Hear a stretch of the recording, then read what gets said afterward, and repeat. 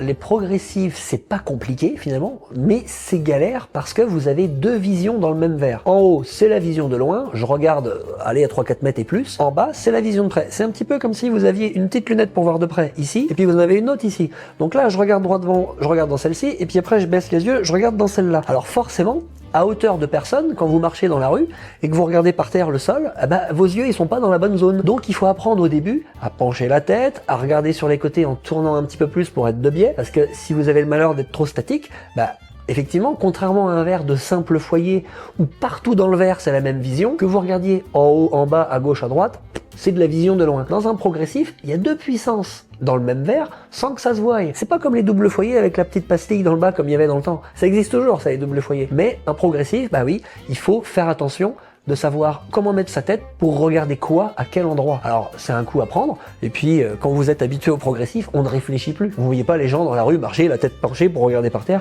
ils marchent spontanément. S'il y a un petit obstacle, un petit truc précis à regarder, hop, là, faut refaire un petit coup de focal, mais c'est juste un coup d'adaptation à avoir, et les gens qui s'habituent mal, je soupçonne des fois un peu de mauvaise foi. Parce qu'avec les verres qu'on propose aujourd'hui, qui ont des technologies très modernes, et puis la façon dont nous on prend nos mesures, il y a plus de raisons que ça marche mal.